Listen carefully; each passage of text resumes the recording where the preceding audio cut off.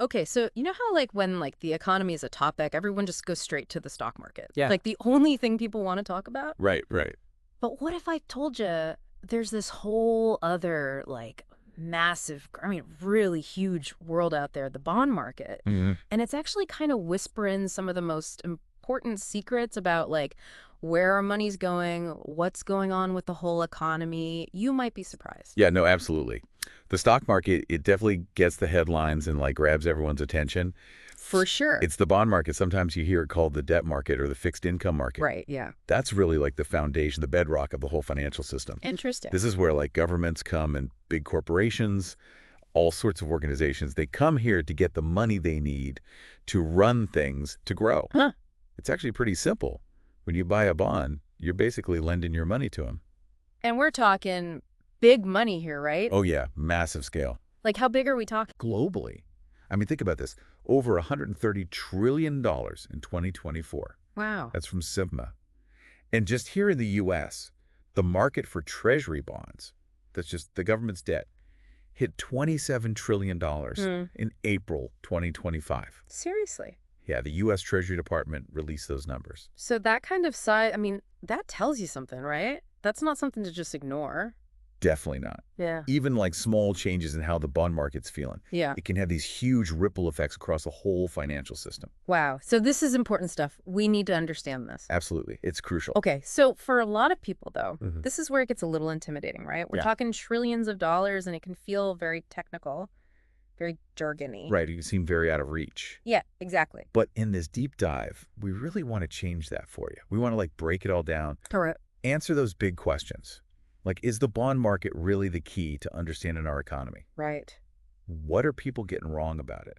What are those misconceptions? Yeah. And how do things like, interest rates, inflation, government policies, how do those shape the whole thing? Okay. So by the end of this, we're going to be bond market masters. You're going to see it in a whole new light. Not just this like mysterious corner of finance for the experts, Right. but this crucial tool, this barometer that tells us how the economy is really doing and where it's heading.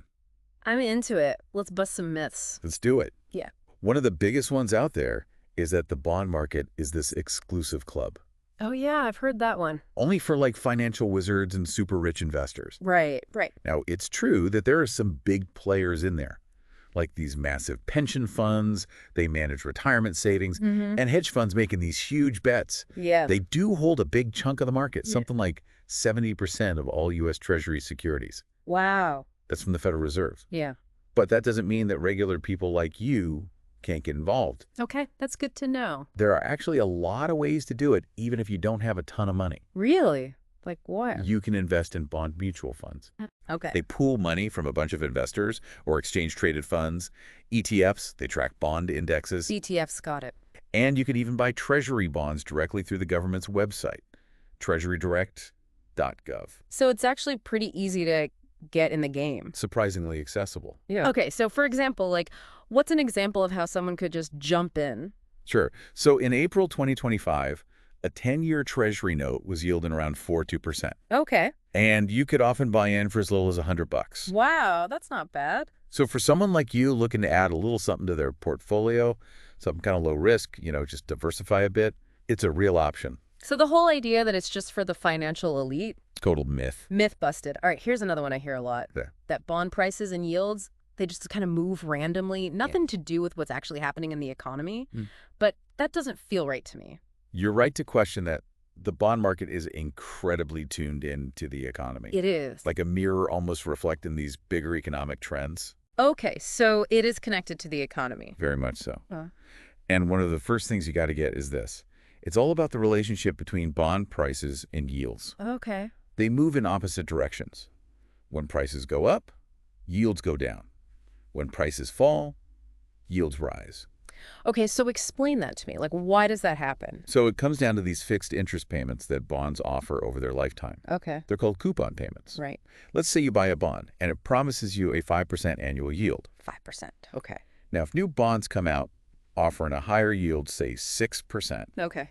your 5% bond suddenly doesn't look as good. Right. So to make it more attractive to buyers, its price is probably going to drop. Okay. This lower price means a new buyer, even with the same 5% coupon payment, Mm-hmm. They're effectively getting a higher return on their investment, closer to that 6%. Okay. Price down, yield up. Think of it like two apples. Okay. Same apples, but one's on sale. Right. You get more apple for your money. More bang for your buck. Exactly. It's similar with bonds. Okay. I'm with you. So how does this whole price yield dance connect to the bigger picture, the economy? Right. So think about interest rates, Mhm. specifically the benchmark rate set by the Federal Reserve. Right. When the Fed raises rates like they did in mid-2024 up to 5% to fight inflation, Mm-hmm. new bonds are going to offer higher yields to reflect that. Okay. And like we talked about, that makes older, lower yielding bonds less desirable. So the prices go down and their yields effectively go up. So this actually happened. We saw this play out. Oh, yeah. Big time. Really? After that Fed rate hike, the yield on the 10-year Treasury note, it jumped from like 3.8% to 4 or 5% in a few months. Wow. People were talking about it everywhere, even on social media. I remember this post on X from Econ Watcher. I think I saw that one. They said bond yields are screaming, Fed's rate hikes are hitting hard. It's a big deal. Yeah, so clearly bond prices and yields are connected to the economy. Big time. They're Yeah. not in a little world. All right, 2 myths down. What's the third one we got to tackle? This is a big one. The idea that the bond market is just doing its own thing completely separate from the rest of the economy. Okay. This is probably the most wrong of all the misconceptions, Really? Why is that? because the bond market, especially the U.S. Treasury market, it's like the benchmark, the foundation for so many other investments and borrowing costs across the entire economy. Give me an example. Mortgage rates, something everyone understands. Yeah. The yield on the 10-year Treasury note, it directly influences those interest rates you see for 30-year fixed mortgages. Right. I remember in 2024 when Treasury yields went up, Mm, mortgage rates seemed to follow right along with them. exactly. Freddie Mac reported that the average rate on a 30-year fixed mortgage, it climbed to 7.1% in 2024. Wow. That made buying a house a lot more expensive for a lot of people. And of course, that slowed down the whole housing market. So that's a direct connection for everybody. A very real impact. Right. So it's not just mortgages, though, right? No, not at all. Corporations issue bonds, too, to raise money for their business. Okay. And the yields they got to offer on their corporate bonds, Mm-hmm. they're heavily influenced by those Treasury yields, too. Okay, so explain that. Basically, if Treasury yields are higher, Mm-hmm. companies have to offer higher yields on their own bonds to compete, because corporate bonds are seen as a little riskier. Makes sense. So that means their borrowing costs go up, Right. which can impact their decisions about investing in new projects or expanding their business. And that affects the whole economy, right? Exactly. It can ripple out and affect everything, hiring new employees, investing in new equipment. Wow. So it's all connected. It is. And it even reaches the stock market. Really? How so? When bond yields are higher, bonds start looking pretty good compared to stocks, Okay. especially those riskier ones like growth stocks. Mm-hmm. So investors might shift some of their money from stock to bonds, seeing those bonds as a safer bet. Interesting. So higher bond yields can make borrowing more expensive across the board, Right. and it can make the stock market a little less appealing. Yeah, that's the big picture. And Bloomberg did an analysis in 2025. Okay. They found that a 1% increase in Treasury yields, it usually knocks down the price-to-earnings ratio of the S&P 500. That's a key stock market index. Mm-hmm. And that ratio drops by about 5%. So the big impact. It is. The bond market, it affects what consumers pay to borrow money, and it affects what decisions companies make about investments. Definitely not in its own little world. Nope. Connected to everything. Okay, so we've busted 3 myths. We're getting a clearer picture of the bond market. Yeah, we're making progress. Now let's get into like the real mechanics of it. Like what actually makes the bond market tick? We know it's sensitive to the economy, but like what are the specific things that make it move? All right, so there are 3 big factors that we got to focus on. Okay, hit me. Interest rates, inflation, and government policies. Okay.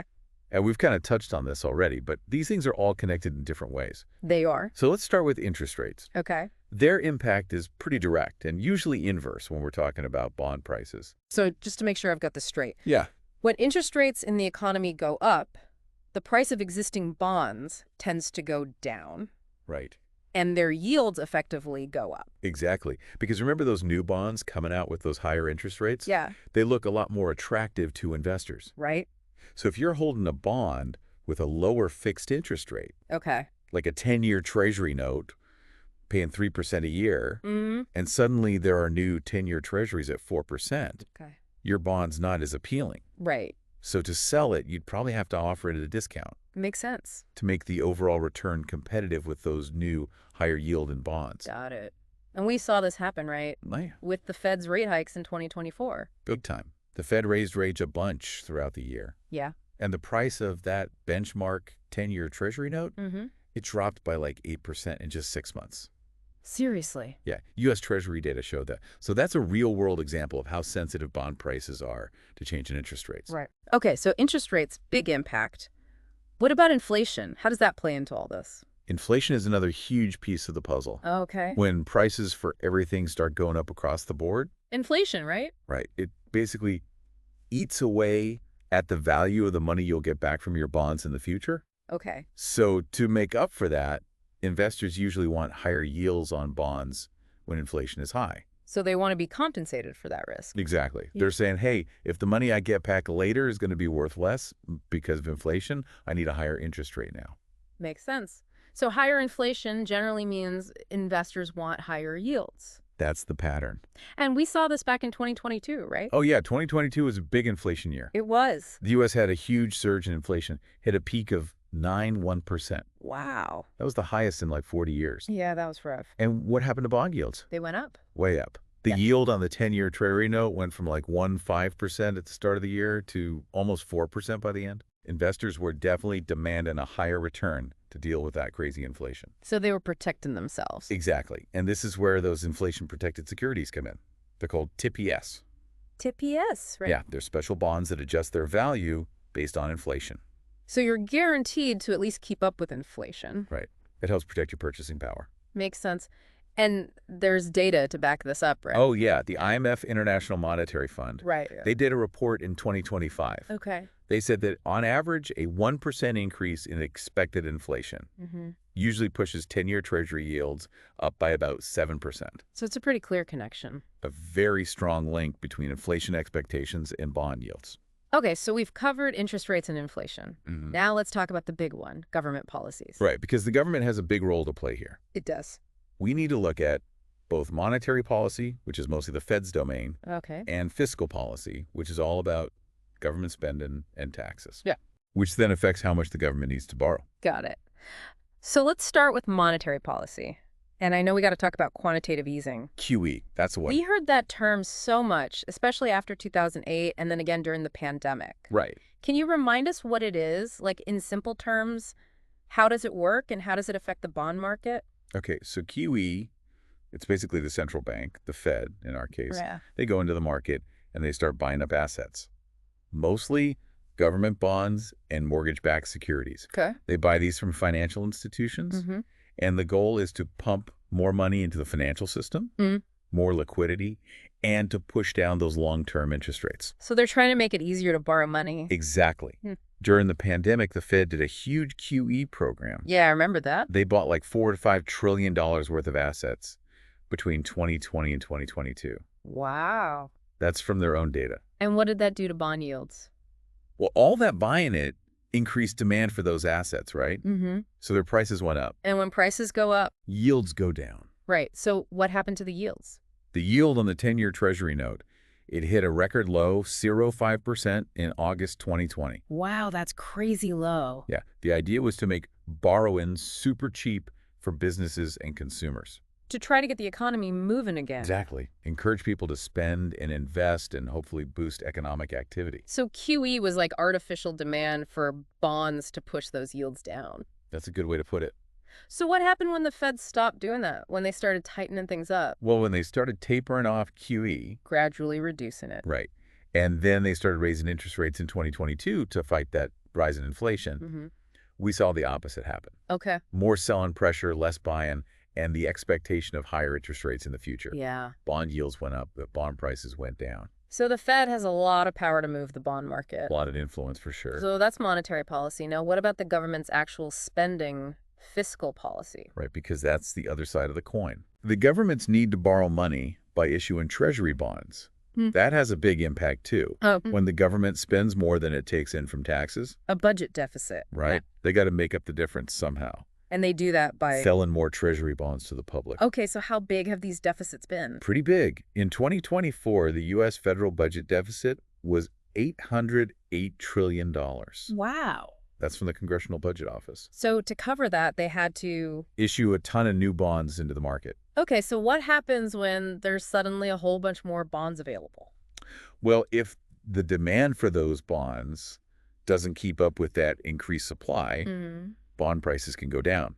And when prices go down, Yields go up. right, so the government might actually end up having to pay more to borrow money. Exactly.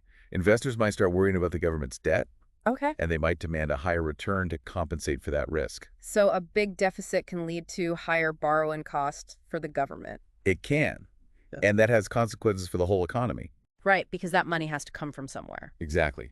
There was this post on X in 2025 from Bond Guru. Okay. They said, too much treasury supply could crowd out private investment yield. Yields are heading up. So explain what that means. The worry is that if the government's sucking up all the investment money with its bonds, Mm-hmm. there's less left for businesses to borrow and invest in growth. So it can actually stifle the economy. Potentially, yeah. And we've seen this happen before in a really dramatic way. Oh, yeah. When was that? The European debt crisis back in 2010. Right. Greece. Yeah. Especially Greece. Their economy really struggled. Investors got really scared that Greece couldn't pay back its debt. And what happened in the bond market? The yields on Greek government bonds, they went through the roof. How high? At one point, they hit 30%. Wow. That was a huge signal that investors had lost confidence in Greece.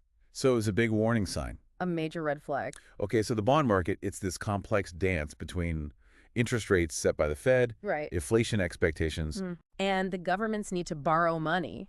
all those things interact and they affect everything. It's a giant web. It is. And understanding that interplay is key. Okay, so give me an example. Like, how do those things work together? Okay, so when the Fed raises interest rates a lot to try to bring down inflation, Okay. it can lead to what's called tightening financial conditions. Okay, what does that mean? It means borrowing gets more expensive across the board. For everyone? Yeah, businesses, consumers, everyone. But if inflation starts to ease up, Like it did in early 2025. right, the CPI fell to 2–3%. Okay. That can create some space for bond yields to stabilize or even go down, Okay. which could help the economy grow. So it's a constant push and pull. A delicate balance. All right. So we started this whole deep dive by asking if the bond market is really the key to understanding the economy. Right. And it seems like the answer is. Definitely yes. But how does it actually work as this economic barometer? What Yeah. signals should we be looking for? Well, the bond market gives us all sorts of clues about where the economy's heading. Okay. One of the biggest ones is the shape of the yield curve. Right. That graph that shows yields for bonds with different maturity dates. Exactly. From Yeah. short-term bonds to those long-term ones that mature in like 10 or 30 years. Okay. Now, usually when the economy's doing okay, you see an upward slope in yield curve Why is that? because investors want a higher return, higher yield for lending their money for longer periods. Makes sense. There's more risk over a longer time. Right. More uncertainty. Mhm. But when that curve flips over, Inverts. right, when short-term yields are higher than long-term yields, Okay. that's usually a sign that a recession might be coming. Really? Yeah. It means investors are expecting slower growth and lower inflation in the future. So they're putting their money in short-term bonds. Seen them as a safer bet. And this has happened recently, hasn't it? It has. Back in Yeah. July 2022, the 2-year Treasury yield went above the 10-year yield. Wow. The 2-year was at like 3.2%, and the 10-year was a little lower at 2.9%. And then what happened? We had a recession. We did a mild one in 2023. And the NBER confirmed that, right? Yep. The National Bureau of Economic Research, they're the official recession callers. The recession referees. Exactly. So that inverted yield curve, it's a pretty reliable signal. It's got a good track record. Goldman Sachs did some analysis in 2025. Okay. They found that an inverted yield curve, Mm-hmm. it's predicted 8 out of the last 9 U.S. recessions. Wow. So if the yield curve inverts, Pay attention. take cover. It's a sign to watch out for. Okay, yield curve noted.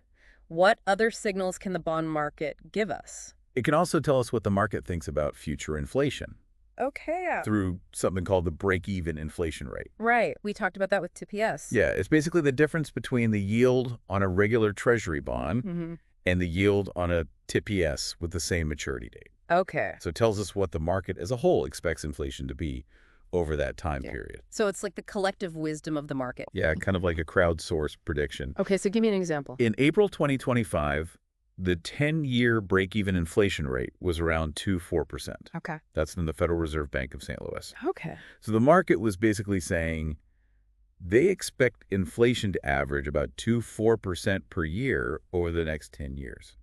And that's useful information for... Everyone, policymakers at the Fed, they need to know if their policies are working. Right. And investors need to factor that into their decisions. So the break-even rate, it's a valuable piece of information. Very valuable. Okay, so we got the yield curve for recession, risks the break-even rate for inflation expectations. What about just the overall pace of economic growth? Can the bond market tell us anything about that? Absolutely. There's this thing called flight to quality. Okay. It happens a lot when there's a lot of uncertainty in the economy. Like geopolitical stuff? Yeah. Or when people are worried about a recession. Okay. Investors get nervous and they start selling off riskier assets like stocks. And they move their money into safer assets like government bonds. Right. Especially U.S. Treasury bonds. Because those are seen as super safe. Exactly. Yeah. The safest bet out there. So this increased demand for Treasury bonds pushes their prices up. And when prices go up? Yields go down. Right. On the flip side, when the economy is looking good and people are feeling optimistic, Yeah. they're more willing to take risks. They might sell bonds and buy stocks Okay. that can push bond yields up. So the bond market, it's like a mood ring for the economy. Kind of, yeah. It reflects how confident investors are. And we saw an example of this recently, right? With that flight to quality thing. We did. Back Yeah. in March 2025, when things were getting tense in the Middle East, Mhm. there was a big surge in demand for U.S. Treasury bonds. So people were getting nervous. Yeah, they were seeking safety. Mhm. And the yield on the 10-year Treasury note It went down. dropped quite a bit, from around 5% down to 1% in just a week. So that was a clear signal. Investors were worried. Okay, so those shifts in the bond market, they can be early warning signs. They can give you a heads up about changes that are coming. So it's like a barometer for fear and optimism. Yeah, you could say that. And the Fed, they're watching all this, right? Oh, yeah, they're paying close attention. Because, Bond yields tell them what the market thinks about future interest rates and the overall economy. so the bond market isn't just reacting to the Fed. No, it's a two-way street. It's giving the Fed feedback. Exactly. And that feedback can influence the Fed's decisions. It can. Like in 2024, when the 10-year Treasury yield spiked up to 4.8%, Okay. Fed Chair Powell, he came out and said he was worried about elevated inflation risks. And then, The Fed raised interest rates again. so the bond market was telling the Fed something. Loud and clear. But on the flip side, if yields are going down, Okay. that might tell the Fed the economy's weak and they need to do something to stimulate it, Like cutting interest rates. right? Or even launching another round of QE like they did in 2020 during the pandemic. So it's a constant conversation between the bond market and the Fed. A back and forth that shapes the whole economy. Okay, so if we watch bond prices and yields carefully, Hmm.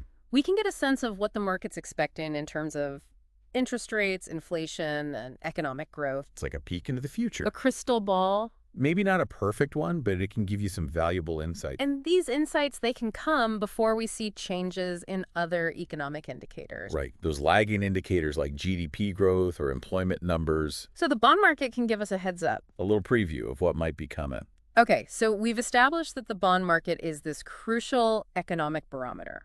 It is. It gives us all these signals, but how does all this actually impact the economy and our everyday lives? Like, how does it affect us regular people?